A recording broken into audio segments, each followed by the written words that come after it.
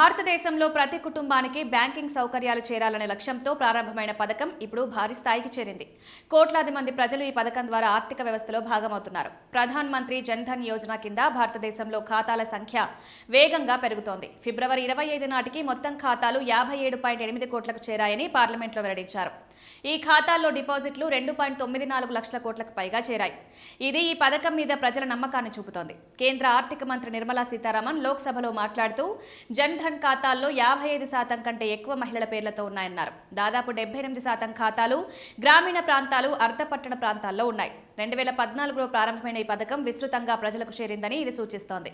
ప్రభుత్వం ఆర్థిక చేర్పు చర్యలు కేవలం బ్యాంకింగ్ సేవలతో ఆగలేదు.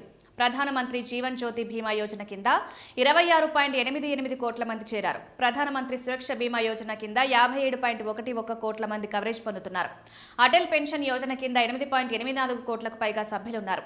క్రెడిట్ విభాగంలో ప్రధానమంత్రి ముద్రా యోజన కింద 57.26 కోట్లకు పైగా లోన్లు మంజూరయ్యాయి. మొత్తం విలువ 39.48 లక్షల కోట్లకు పైగా ఉంది. ఈ పథకం చిన్న వ్యాపారాలు, సూక్ష్మ సంస్థలకు సహాయం చేస్తోంది. స్టాండప్ ఇండియా స్కీమ్ కింద 62,790 కోట్లకు పైగా లోన్లు ఇచ్చారు. ఇది ఎస్సీ, ఎస్టీ, మహిళా వ్యాపారవేత్తలకు ప్రోత్సాహం ఇవ్వడానికి ఉపయోగపడుతుంది. Jan Dhan Aadhaar mobile Trinity direct benefit transfer వ్యవస్థ వల్ల ఆర్థిక చేర్పు వేగంగా పెరిగిందని నిపుణులు చెబుతున్నారు. ఈ విధానం ద్వారా సబ్సిడీలు, ఇతర లాభాలు నేరుగా లబ్ధిదారుల బ్యాంకు ఖాతాల్లోకి చేరుతున్నాయి. ఇండస్ట్రీ నిపుణులు బిజినెస్ కరస్పాండెంట్ నెట్వర్క్ల పాత్రను కూడా ప్రస్తావించారు. ఇవి చివరి గ్రామాల వరకు సేవలు అందించడంలో సహాయపడుతున్నాయి. బిఎల్ఎస్ ఈ services COO Loknath panda CNBC TV గత 10 సంవత్సరాల్లో భారత్ ఆర్థిక చేర్పులో గొప్ప పురోగతి సాధించిందన్నారు. జన్ ధన్ ఖాతాల పెరుగుదల, ఇన్సూరెన్స్, పెన్షన్, క్రెడిట్ పథకాల్లో ప్రజల భాగస్వామ్యం పెరగడం వల్ల కోట్లాది మంది ఇప్పుడు అధికారిక ఆర్థిక వ్యవస్థలో భాగమయ్యారన్నారు. గ్రామాలు, చిన్న పట్టణాల్లో బిజినెస్ కరస్పాండెంట్ నెట్వర్క్లు, అసిస్టెడ్ డిజిటల్ బ్యాంకింగ్ మోడల్స్ వల్ల ప్రజలకు సులభంగా సేవలు అందుతున్నాయని వివరించారు.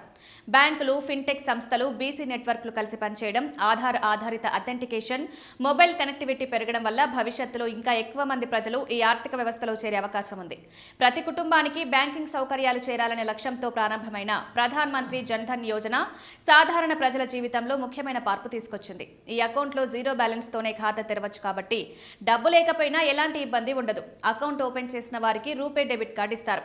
దీని ద్వారా ఏటీఎంల నుంచి డబ్బు తీసుకోవచ్చు, డిజిటల్ చెల్లింపులు చేయవచ్చు. ఈ కార్డుకు యాక్సిడెంట్ ఇన్సూరెన్స్ కవర్ కూడా ఉంటుంది. కొన్ని షరతుల ప్రకారం లైఫ్ ఇన్సూరెన్స్ ప్రయోజనం కూడా లభిస్తుంది.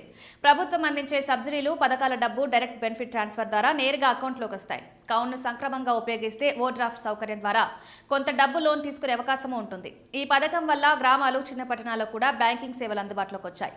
ప్రజల్లో చిన్న మొత్తాలు సేవ్ చేయాలనే అలవాటు పెరిగింది. పెన్షన్, ఇన్సూరెన్స్, లోన్ పథకాలతో ఈ అకౌంట్ను లింక్ చేయడం వల్ల మరిన్ని ఆర్థిక అవకాశాలు అందుతున్నాయి. మొత్తానికి ఈ యోజన సాధారణ ప్రజలకు సురక్షితమైన బ్యాంకింగ్, ఆర్థిక భద్రత, భవిష్యత్తుకు నమ్మకం అందించే ముఖ్యమైన సాధనంగా మారింది.